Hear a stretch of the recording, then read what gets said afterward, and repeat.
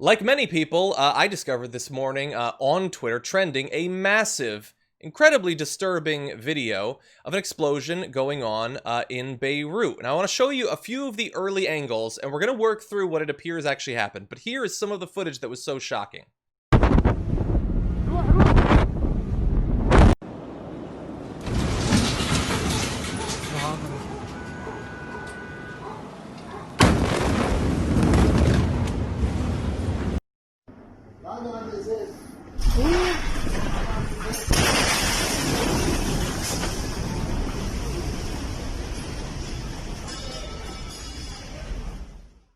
Wow, and so you can see there the mushroom cloud-esque expansion circle. You have the shockwave literally shattering windows relatively far away. I can only imagine if I was one of those individuals living in Beirut, you must have thought, no, we've been struck by some sort of massive weapon. Yeah, that's scary. Even to watch it is scary.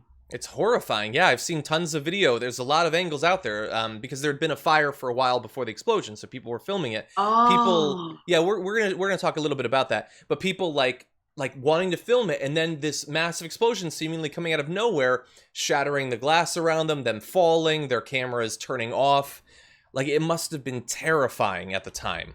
Now, the earliest word I saw was from Lebanon's state-run news agency saying a large explosion in Beirut was the result of a fire at a warehouse for firecrackers.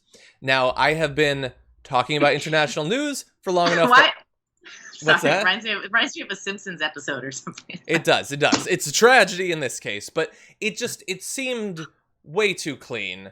And that seems like the sort of story that is put out. However, as I noted here, I don't have sources in Beirut, but I have a source that has sources in Beirut, and they confirm that it is believed, and these are sources inside of their intelligence, their military, stuff like that, say it's believed to be a complete accident. That does not mean it was an accident in a firecracker warehouse. However, as more information has come out, it appears that the initial information that was provided seems roughly true, because if you take a look at this video from before the massive explosion, you can see what definitely looked to be fireworks going off. Right.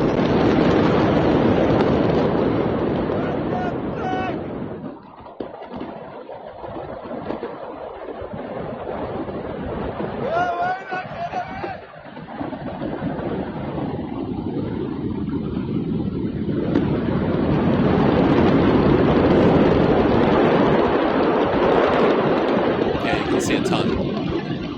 All the pops. Yeah. Pops that get him. Little flashes. Whoa.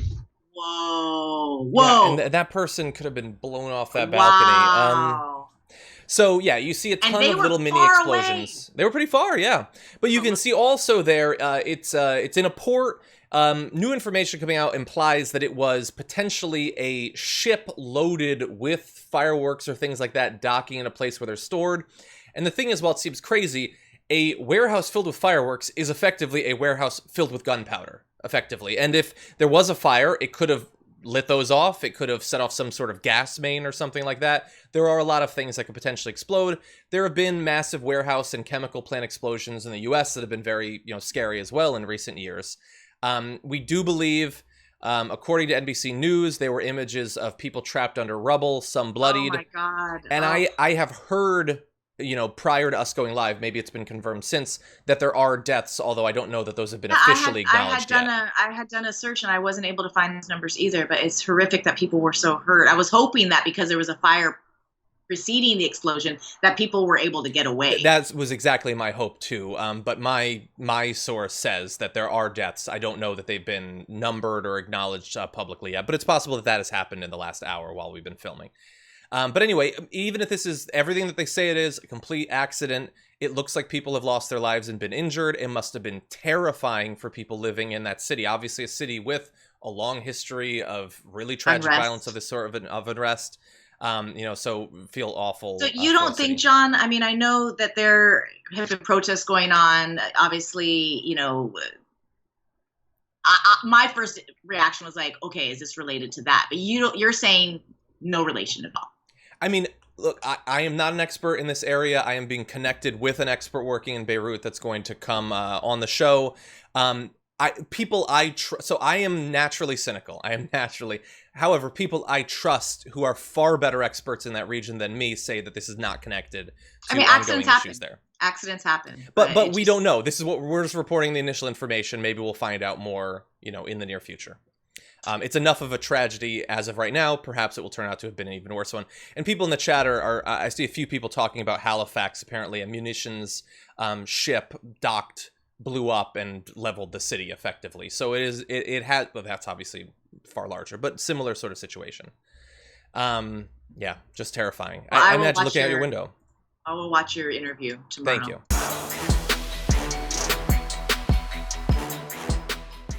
Check out the Damage Report podcast each day, wherever you get your podcasts, whether Pocket Casts or Stitcher or iTunes.